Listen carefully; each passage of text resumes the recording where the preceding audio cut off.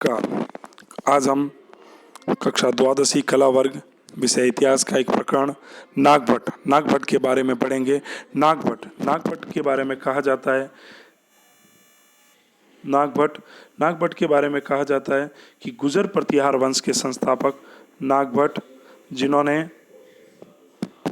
गुजर प्रतिहार वंश की स्थापना की 730 से लगाकर 756 तक, जिन्होंने अपना शासन किया।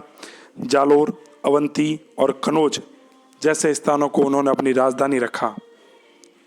चावंडों से जब उन्होंने भीलमाल को विजय किया तब कहा जाता है कि आबू, जालोर कई स्थानों को उन्होंने जीता, परंतु भीलमाल के स्थान पर उन्होंने अपनी राजधानी जालोर ही रखा। जैसे जैसे अपने साम्राज्य के विस्तार का कार्य किया तब उन्होंने आगे अवंती अर्थात उज्जैन को भी जीता और उन्होंने अपनी अगली राजधानी उज्जैन को बनाया। नागभट्ट प्रथम के बारे में कहा जाता है कि उन्होंने, जैसा कि हमने अरबों के आक्रमण में पढ़ा कि सर्वप्रथम अरबों ने सिंध की तरफ से अर्थात पश्चिमी दिशा से आ रहे अरबवासियों के साथ संघर्ष किया। संघर्ष ही नहीं अपितु विजय भी प्राप्त की और उन्होंने उनको रौंदते हुए अपने क्षेत्रों को पुनः प्राप्त कर लिया। कहा जाता है कि उन्होंने पश्चिमी भारत की भी रक्षा की और पश्चिमी भारत वाले क्षेत्र जो अरबों के अधीन थे उन सभी क्षेत्रों को पुनः अपने क्षेत्र में प्राप्त किया। ग्वालियर प्रशस्ति के अंदर नागभट्ट प्रथम को नारायण की उपाधि से विशुभूत किया गया है। कहा जाता है कि उन्होंने विदेशी आक्रमणकारियों से भारत की रक्षा की और साथ ही दीनों यानी निर्धन असहाय लोगों की भी सहायता की, इसलिए उनको नारायण की उपाधि से विशुभूत किया जाता है। अगर उसके बारे में और अधिक जानकारी जानना चाहें तो अपन कह सकते हैं कि मुस्लिम लेखक अल बिलादुरी के वीरवन में भी यह ज्ञात होता है कि उन्होंने समकालीन का अर्थात उस समय के अरब शासक जिनका नाम था जुनैद को मालवा के विरुद्ध सफलता नहीं मिली और नौसारी अभिलेख में भी अरबों द्वारा पराजित राजाओं के नाम की जो सूची है उस सूची में नागभट्ट प्रथम का नाम नहीं है। अर्थात इन सभी तथ्यों से हम ज्ञात कर सकते हैं कि नागभट्ट प्रथम कभी भी अरबों से पराजित नहीं हुए। उसके अलावा उन्हें कई अभिलेखों के अंदर राम के प्रतिहार और मेघनाद युद्ध का अवरोधक भी कहा जाता है। उसी के साथ उन्हें इंद्र के गर्व का नाश करने वाला भी बताया गया है। यानी इतने शक्तिशाली और समृद्ध शासकों में थे नागभट्ट प्रथम के बाद उसी के क्रम में उन्हीं के वंश में कुकुरस्त, देवराज और वत्सराज ये सामान्य शासकों की श्रेणी में आते हैं। लेकिन वत्सराज की मृत्यु के बाद सुंदर देवी से उत्पन्न उनके पुत्र, जिनका नाम नागभट्ट द्वितीय रखा गया, नागभट्ट द्वितीय, जो 795 से लगाकर 833 ईस्वी तक गुजर प्रतिहार वंशों की जो खोई हुई प्रतिष्ठा थी उसको प्राप्त करने का साहसिक कार्य किया।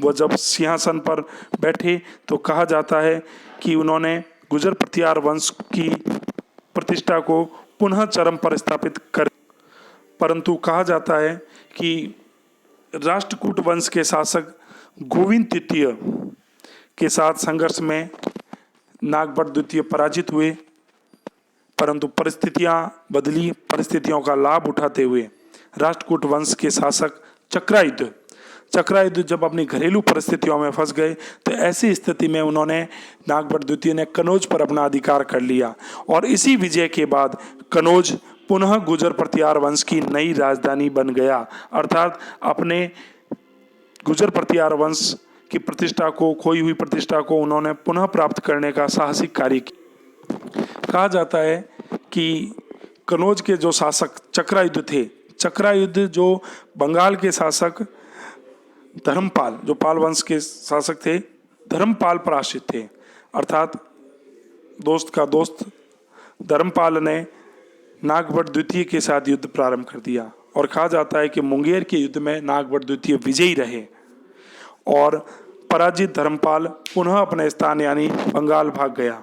बंगाल भागने के बाद और चाकूस अभिलेख में अगर ये जानकारी देखें तो चाकूस अभिलेख से हमें यह जानकारी मिलती है कि शंकरगण ने गौड़ यानी बंगाल नरेश को हराया और समस्त विश्व को जीतकर अपने स्वामी नागभट्ट द्वितीय को समर्पित कर दिया। हम मुंगेर के युद्ध में मारवाड़ के शासक कक और सामंत शंकरगण की उपस्थिति यानी ये सिद्ध करती है कि वह नागभट्ट द्वितीय के अधीनस्थ थे। राजस्थान का बहुत बड़ा भाग नागभट्ट के नियंत्रण में था। नागभट्ट के नियंत्रण में बहुत सा क्षेत्र होने के बावजूद ग्वालियर अभिलेख में ये लिखा गया है कि आंध्र, सिंध, विदर्भ, कलिंग के नरेशों ने तो अपनी उसकी युवा शक्ति के समक्ष इस प्रकार आत्मसमर्पण कर दिया कि जिस प्रकार कोई पतंगे अग्नि के सामने आत्मसमर्पण कर लेते हैं।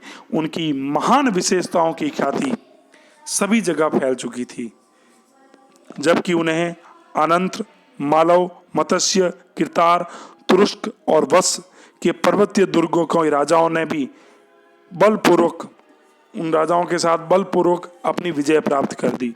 नागभट्ट द्वितीय गुजर प्रतिहार वंश के एक समृद्ध और शक्तिशाली शासक के रूप में उभरे।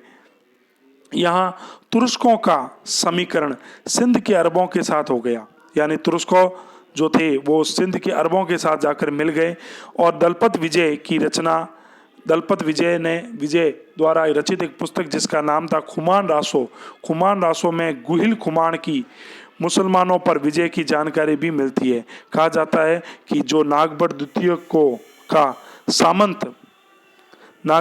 का सामंत था, अपनी विजय के फलस्वरूप नागभट्ट द्वितीय उत्तर भारत का सबसे शक्तिशाली शासक बन गया और इसीलिए नागभट्ट द्वितीय को परम बटार कर महाराजाधिराज परमेश्वर की उपाधि से सुशोभित किया गया।